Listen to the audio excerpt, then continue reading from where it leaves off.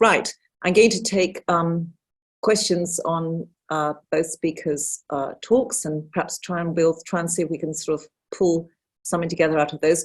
Now, we've got it starting off with a question from David Yandel, which I think, in a sense, pulls, ties into both what Sam and Ian have talked about, which is, he says, the pressure we find ourselves resisting in Cambridge may be caused not only by property developers' feeding frenzy and the desire of Cambridge colleges and the university to maximise the value of their assets, but also by international, mainly Chinese pressure to stimulate this expansion for ulterior motives.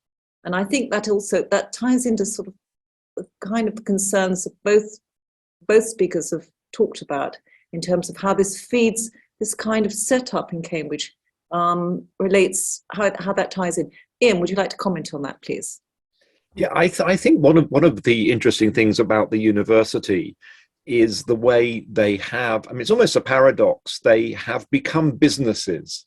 They have embraced the idea of maximizing the value from their assets, of selling themselves, but they're not very good at it. Universities are not natural businesses. And I think that a lot of the due diligence, a lot of the processes that perhaps ordinary businesses might have built in, don't exist within universities. And I think that this is one of the reasons why they've struggled. When I noticed one of the comments was about the way universities have sort of see their role and the way they approach businesses and the gathering of money. And I think that it was suddenly impressed upon them back in the golden era, the Osborne Cameron time, that they should go out and maximize their income. They should go out and sign relationships and build profitable relationships with Chinese entities.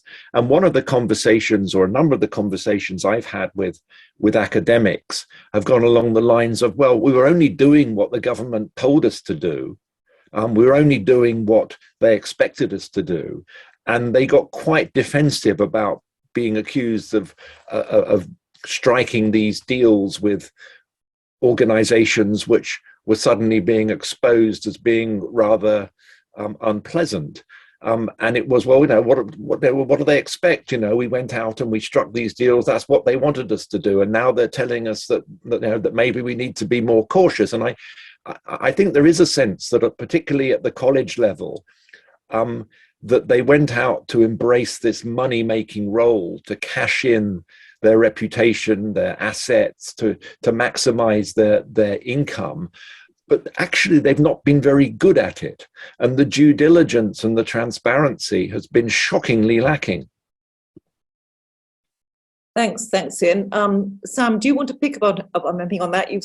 I noticed you said about the fact, you put in the chat about the planning service being funded by the university. You mentioned that in your talk. Did you want to comment or anything on what Ian said? No, I think Ian's understanding of the university environment is much more relevant than mine here. Okay, David Rogers, you had a question. Yes, one comment on what Ian just said. Of course, as universities become businesses, the small departments in arts and humanities, they just fade away. They're not funded, and universities actively seek to close them, which is a tragedy. I mean, universities are no longer a commonwealth of studies. They're basically businesses. But my question is, in your book, Every Breath You Take, you make the point that England has been particularly susceptible to Chinese charm. You said that England hasn't had maybe the checks and balances of other countries, so China has come here. Now, from China's point of view, the challenge is, of course, America. Do you think England is being used as a Trojan horse for China actually to get access to America? I think that England, the UK, has been seen very much as an easy option for China. I think that the UK is behind other countries in waking up to the challenge, the threat posed by the Chinese Communist Party. Australia, I often cite as being somewhere which is perhaps 5 years ahead of Britain in waking up to the threat posed by Chinese Communist Party entities, whether it's within business, academia, elsewhere. The United States has woken up to it, although there are many different sort of streams within the States. But to answer your question, I'm not sure. I certainly think the CCP regards Britain as being very much still in play, that they do see post-Brexit, the economic issues Britain's facing, and you're seeing that at the moment. I mean, you're witnessing that today in Bali with the sort of softening of the tone by Sunak. I mean, China is an important investor, it's an important trading partner, and I think, and again, it comes back to the issue of dependency, and I think China very much sees Britain as a country that it can influence still, where, and through Britain, possibly the United States as well. It sees Britain very much as an easier touch, a country where policy towards China has been much, much more muddled in terms of the different sectors, from nuclear power through to telecoms, Newport wafer fab, companies that China has been able to invest in, where there has been an intention to try and cut back or to eliminate that investment, but where the process of doing so has been very slow. So I think that from Beijing's point of view, Britain is still very much in play. And do they see that as a way of influencing the United States? Possibly. I think that certainly in Washington at the moment, China's skepticism is bipartisan. It is one of the few things that is bipartisan in the States, a desire to have a tougher tougher policy on China. Whereas here, despite the rhetoric of the Tory party leadership campaign, I still see policy on China as being much, much more muddled, in a sense that they still believe they can separate issues such as security from issues such as trade and economics, even though the Communist Party doesn't make that distinction. Thanks. Terry McAllister, you had a question. What was yours? I'm trying to find it. Terry? Unmute, Terry. Terry, I'm looking for the unmute. Yeah, no, I mean, surely part of this, Ian, I mean, your talk was absolutely fascinating. I mean, absolutely riveting. I genuinely mean that. And the crossover with what Sam is talking about, which was also really, really lucid and what all of us kind of think but struggle to articulate a lot of the time. But the crossover is certainly this lack of transparency. But just that last point you make, surely part of this confusion about British policy is around Brexit. I mean, we've isolated ourselves from the European Union. We're kind of adrift. We're, you know, claiming we're going to be internationalists, and yet, you know, we've now got a problem with Russia. We've increasingly think we've got a problem with China. I mean, it doesn't exactly fit the kind of internationalist mode. But I just wanted to ask you two specific questions about Cambridge.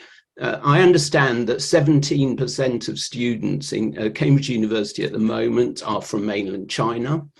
Is there a strategic reason why Chinese students are coming here, apart from Cambridge University wanting their money? Do you think this is a sort of potential, we are building a brain bomb in terms of educating these people to the highest possible degree, and then they go back to China, which, as you said, is a potential threat? That's one question. And you haven't touched on what's been very much in the news recently, which is the discovery that the Chinese state is operating police stations internationally. Have you looked at that at all? Thank you. I have. To answer the first question, I think there are two issues there. One is the sheer numbers of students and academics from any one country must be, in my view, foolhardy, because you're creating a degree of dependence upon money from a particular group of students. And you don't want a dependency like that. It's dangerous. The second and related point to that is the degree to which you therefore appease student organizations representing Chinese students who would seek to stifle debate on certain areas within the university. I think the reason they come to Cambridge, certainly Cambridge is an extraordinarily prestigious university, and that is a huge draw to a lot of Chinese students who have the funds to study in Cambridge. But I do also think that particularly at the higher postgraduate and research level, certain technologies and certain departments, there's a huge presence of Chinese academics in the engineering department, for instance. And I think it's no accident that certain technologies and certain areas of research are targeted.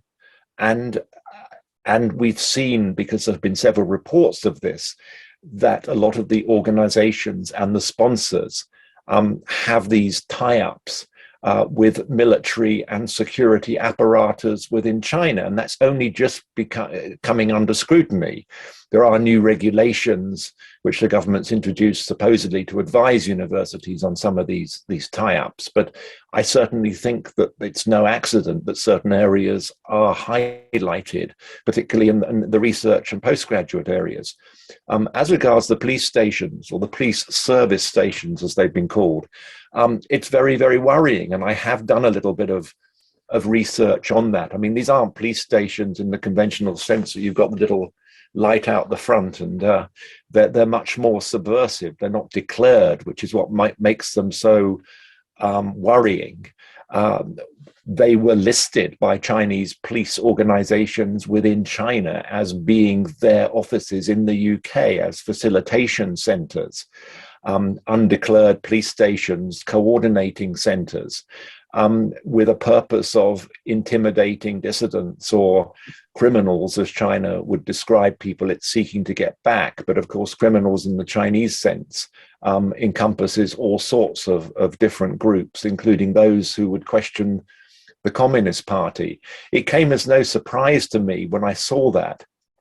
But you could equally make that accusation against Confucius Institutes, which are effectively a branch of the Chinese government and are given a degree of freedom of operation over what they teach, what they put across, and the staffing within universities, embedded within universities, which would be unthinkable for any foreign organization in China or elsewhere. I mean, they are instruments of the Chinese state. And also the Chinese Students and Scholars Association, which claims to represent 150,000 Chinese students and scholars within the UK, and is essentially the eyes and ears of the embassy of the Chinese Communist Party, to make sure that the students stay in line. And the organization has been used, and it is well documented, in order to stifle debate on numerous occasions on campus. And so, yes, to put it in its context, it's very worrying about these police stations, but in a sense, the same role of intimidation and surveillance has also been carried out by Confucius Institutes and the Chinese Students and Scholars Association, both of whom, I have to say, have been put under quite tight scrutiny internationally, from Sweden to Canada to Australia to the US. There's been a movement towards closing Confucius Institutes and curtailing the activities of the CSSA, which describes itself as a cultural and social organization. And I'm sure they do both of those functions, but at the end of the day, are instruments funded by and directed by the embassy. That's great. Ian, in terms of that question, I'm just picking up on a question from John Walsh, which would tie in with what you're saying about the Confucius Centres, in the sense that he says, why has there been so little chatter among our politicians and about what's going on? And for example, there is very little. It's quite hard to talk about China in Cambridge. If you talk about, you have to be very careful how it's phrased, etc. There was a Cambridge China Centre in Cambridge. Did have on its website that it was led by the London Confucius Centre, Now, the Cambridge China Centre has quite a lot of links with the Judge Business School, and the director of the Cambridge China Centre owns Market Hall in a restaurant in Cambridge. There's nothing wrong with that, but in terms of what you're saying, we're not seeing the chatter in Cambridge, as John Welsh has asked about this. We're not seeing the chatter from politicians about this.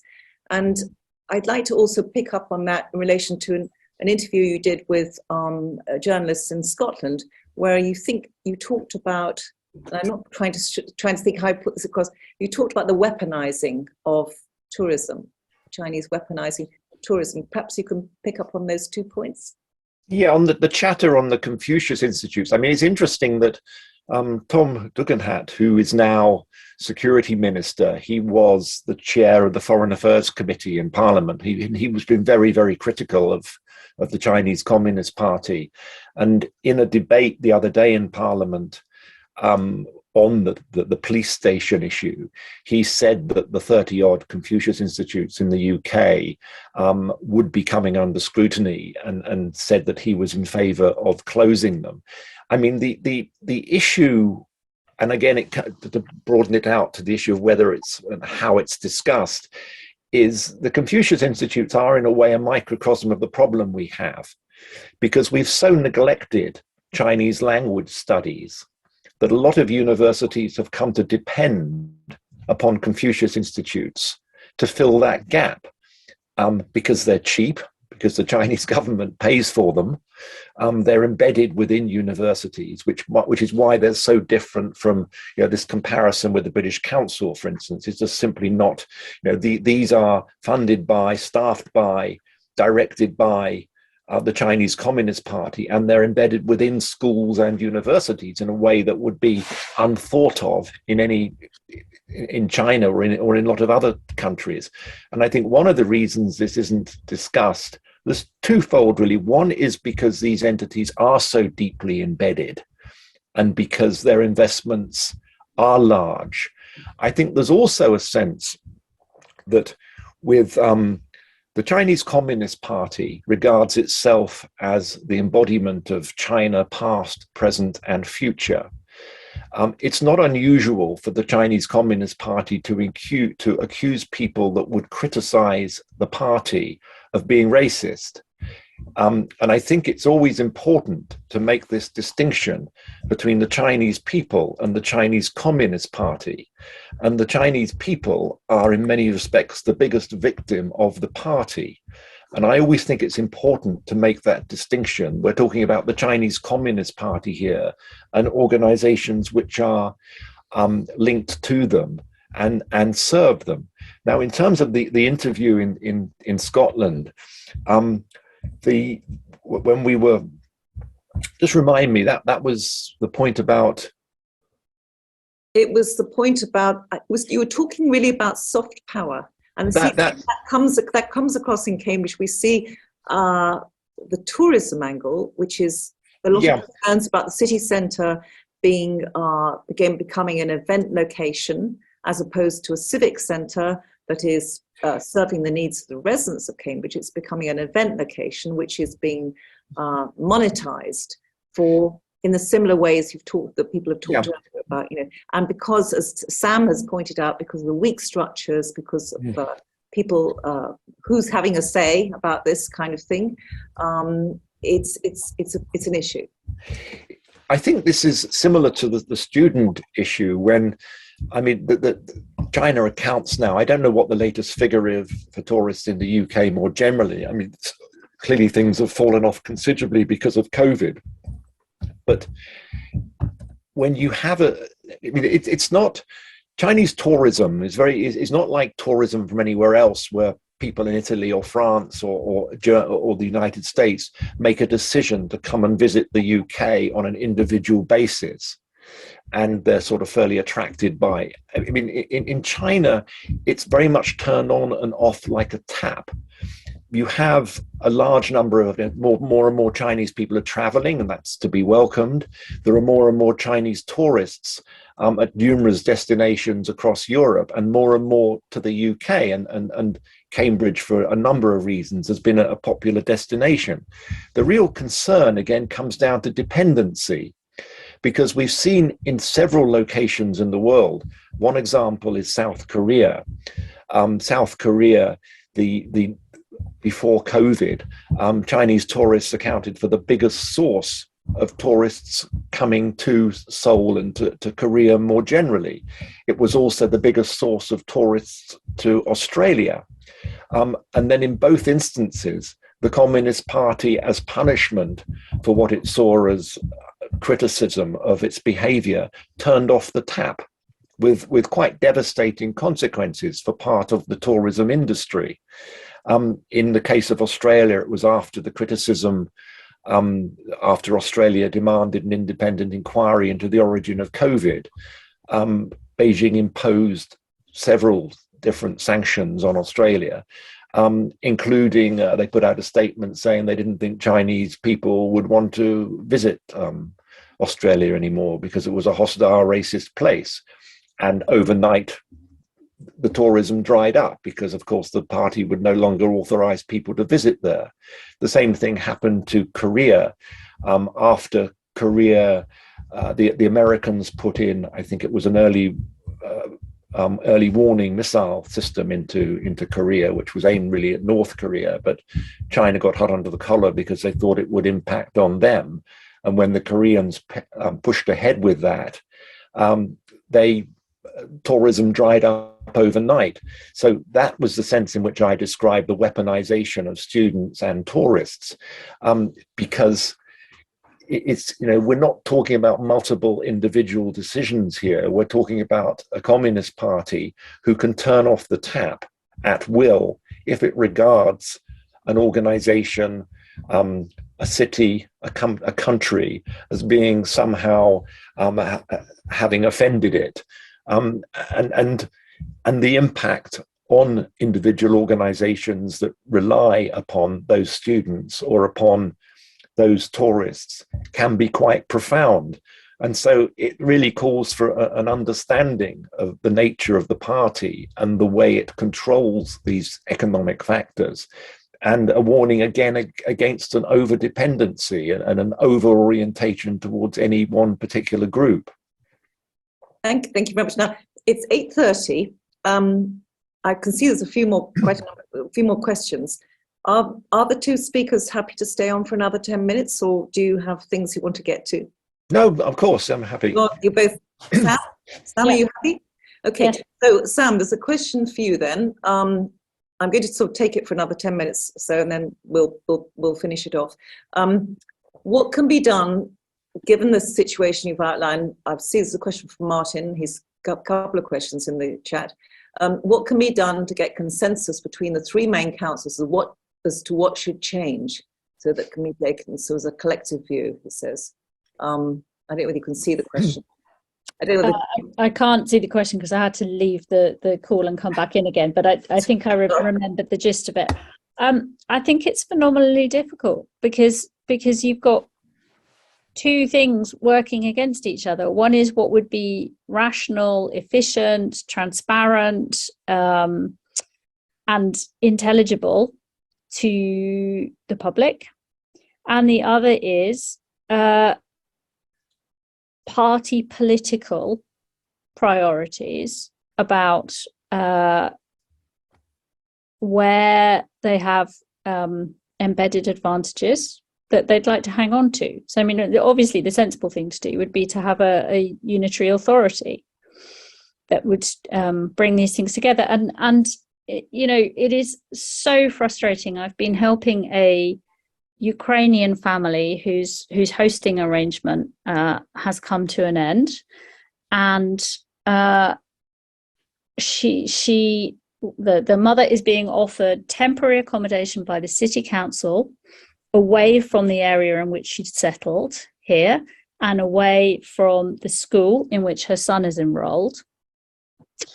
The difficulty of coordinating the city council as the housing provider and the county council as the education authority and provider of transport to get the child to school now from one side of the city to the other so he can retain his place, has been, really quite onerous, and this is only the start of it. And so from, you know, in my work as a counsellor, it would make things massively easier if there were a unitary authority. But frankly, I don't see that the parties are likely to sign up to it, unfortunately, because they'd be worried about whatever advantage they would lose.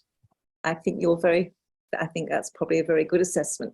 I've got a question here from Peter Blythe, who is on my right-hand side. Ian, were you able to discuss these issues with Cambridge academics taking these decisions? And if so, do you feel that there is an acceptance of the risks involved and any willingness to be more open and more cautious about Chinese involvement? I think there's a growing acceptance of the risk. It's slow, but I think it is happening.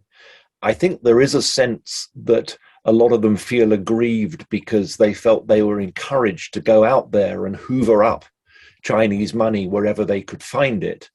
And now suddenly they're being told to be more cautious, to be more discerning, and even to push back in those areas where it could impact upon national security.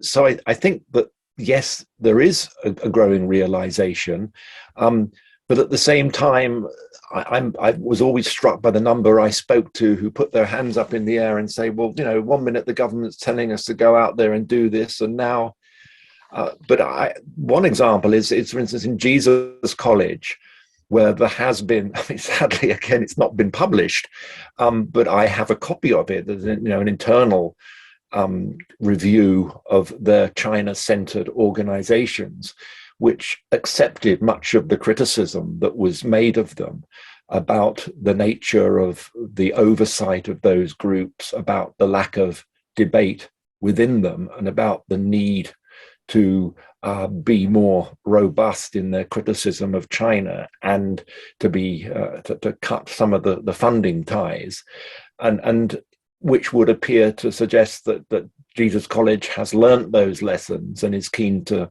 move on from them. The fact remains, though, that a lot of damage was done, and that that report has not been openly publicized, which rather sadly is par for the course. So to answer your question, I think that yes, there is a growing realization that they need to address these issues, but for a number of reasons, from the lack of business knowledge to an ingrained sense of defensiveness towards outside scrutiny, it's very slow to happen. John and Katie Preston, you've got a question. John? It's very simple. Hello, John, you need to mute, yeah. Very simple question. How do you suggest we challenge all this? I think it starts by a realization of what we're dealing with. I think the problem is that before we start saying, well, how do we change it, we need to be aware of what we're talking about and what we're dealing with. And I think at the moment, the danger is, because of the lack of transparency,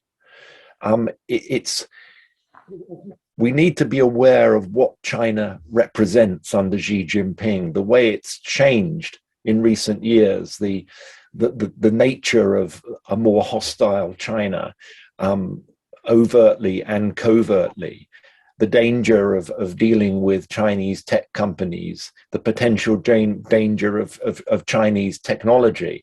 I think it starts with transparency, and it starts with a greater awareness of what it is we're dealing with. I think that then brings us to the second point about how we challenge it and how we push back against it.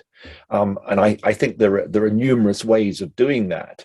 In my book, The Fire of the Dragon, I have a chapter which I call Peak China, because I think in many, many respects, China is at the moment overextended. The Communist Party is overextended and somewhat underloved internationally. And this, for a smart, at a macro level, that there are numerous ways for smart policy to take advantage of that in order to sort of what I would say reassert more traditional liberal democratic values. But from the basic view, from the micro view, I think it starts with a growing awareness of what we're dealing with. Thanks, Ian. I mean, I've seen another sort of question here, I think from David Plank, which ties in with a couple of comments of John Preston's question and what Sam's touched on. David Plank finishes by talking about the expansion of the biomedical campus, which is basically, will our local objections to this count for anything against the government's imperative that it should be allowed to grow? And this cuts to the quick of government policy on R&D and science development and how that relates to China as well. Any comments from Sam? Is also a biomedical campus neighbour. Yes, indeed. My expectation is that the national economy is in such a hole that pretty much anything that looks like a goer now will get a green light. So, David, I share your concerns. You know I do. You and I have talked about this for years. I have never been more pessimistic about the possibility of being able to resist. Ian, do you want to come back on that? I couldn't agree more. I think, whether you put it back to the economic situation at the moment, Brexit, and the need for Britain to develop trading relationships and to find more investment because of cutting ties with traditional allies and traditional trading relationships. I think that Britain's negotiating position is not strong. I mean, we see that at the micro level in Cambridge. We see that at the macro level where they're still trying to find a way of getting China out of the nuclear power sector, which for some inexplicable reason they were invited into a few years ago. And I think that the desperation to get inward investment is such that it makes some of these more complex evaluations and decisions more challenging.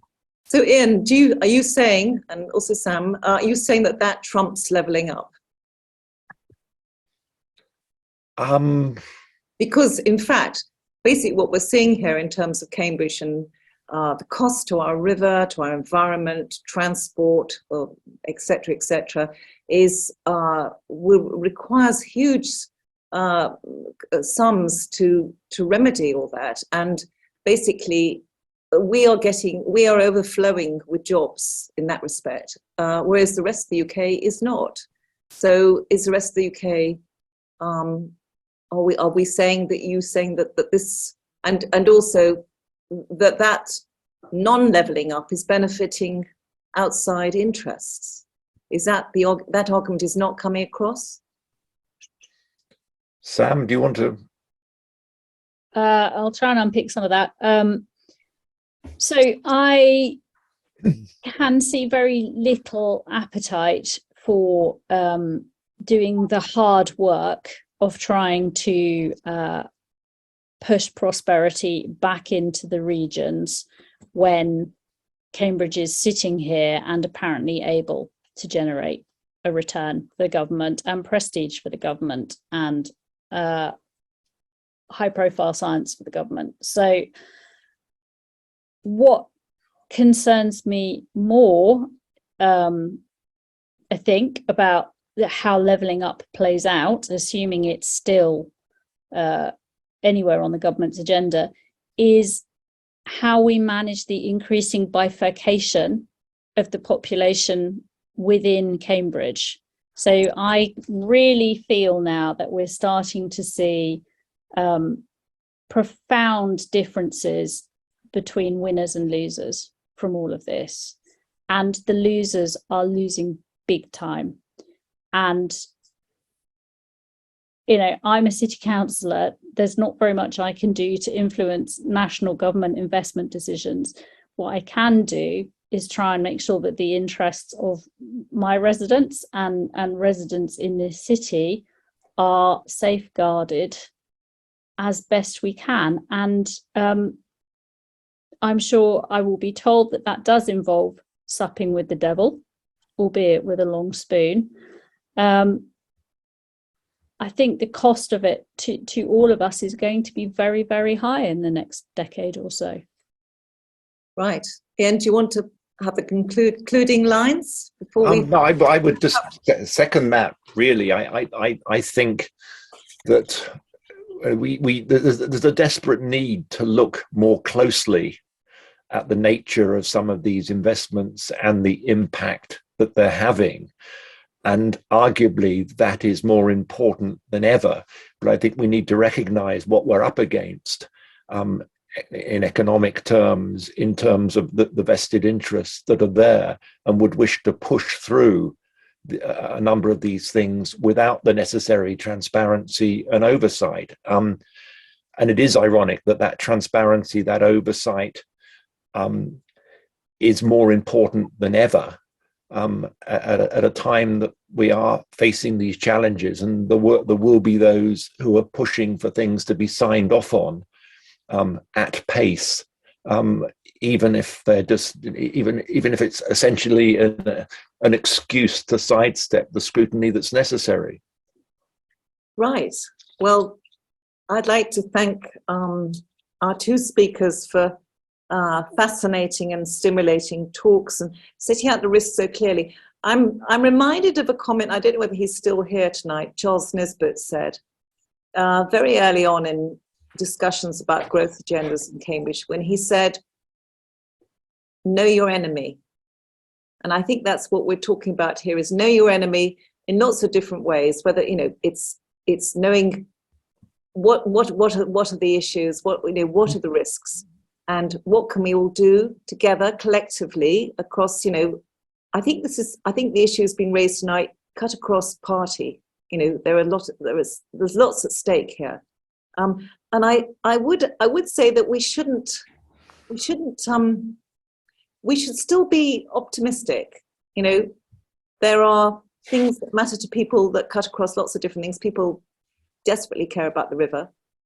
They desperately care about nature and the environment. They care about housing and the next generation, and they care about their families and health.